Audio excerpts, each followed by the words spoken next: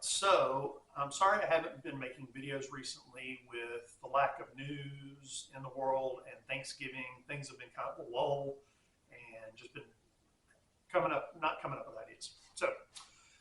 But today is December 4th, and right now, currently, what's going on over in the Middle East is Hezbollah and Israel have a ceasefire.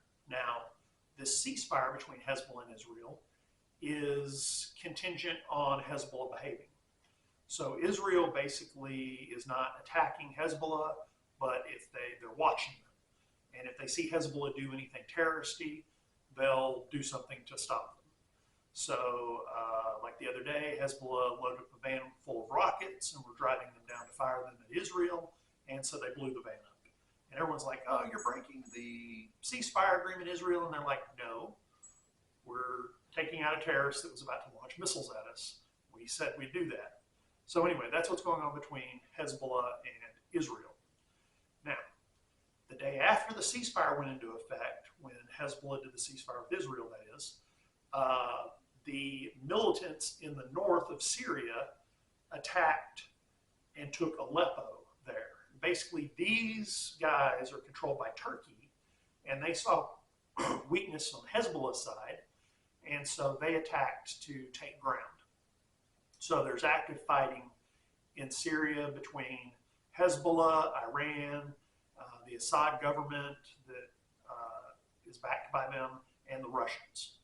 So what I think is going to happen is basically, I think Russia at some point is going to come in, going to get Turkey and Iran, going to slap both their hands and say, "Quit it. You need to focus on not fighting each other and fight the Zionists. You're losing sight of your goals. You're fighting amongst each other and you're not fighting the Zionists. You need to work together." So I think this fight is going to cause Russia to bring the two sides together, but we'll have to wait and see. What else is going on? Oh yeah.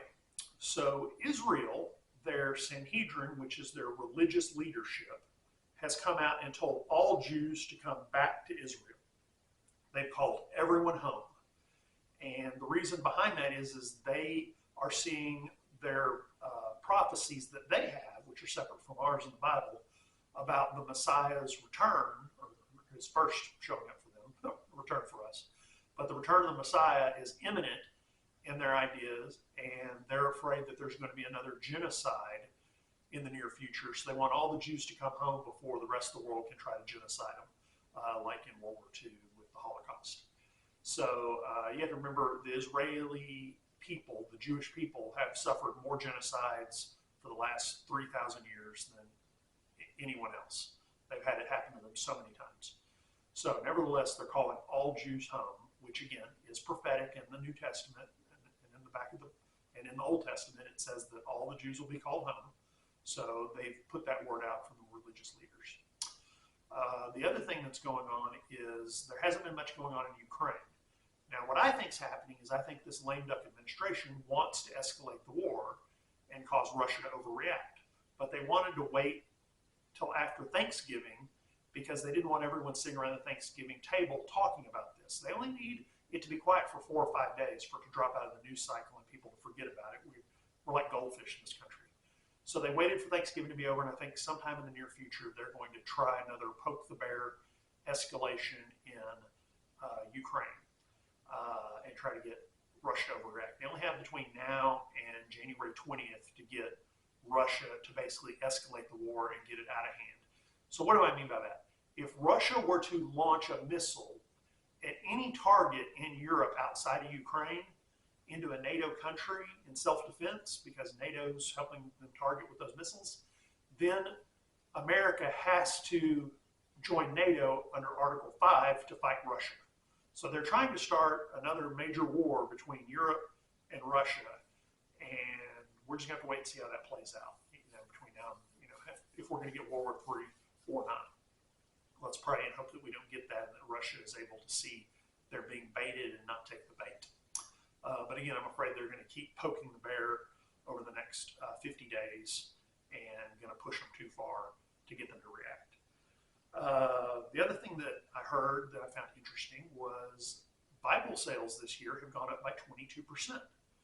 And my best guess as to why is not that there are 22% more Christians this year than last year, but might be, is that a lot of Christians, because of what's going on in Israel, are waking up to the fact that this is end time stuff.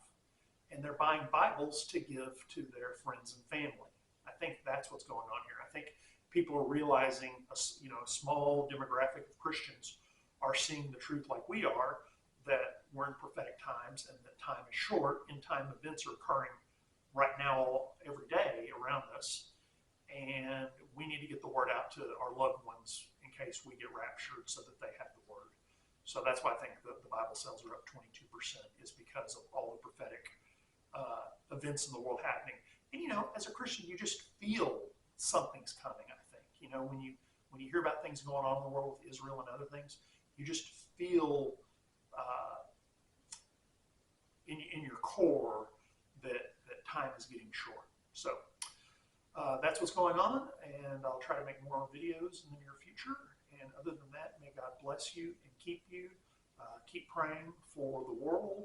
And who knows, maybe we'll be lucky and nothing will happen, and we'll have 4 years of resurgence and a chance to spread the word and have peace in the land. But I really feel like we're between contractions. I heard a person say the other day, it's like a hurricane hit us over the last year, and we're standing in the eye of the storm, and we're like, oh, look, the sun's out and the storm's over. Oh, thank God. And not realizing we're in the eye of the storm and the rest of the hurricane's about to hit us. But I can be wrong. Maybe we are through the storm, but we'll have to wait and see. May God bless you and keep you, and thank you for listening.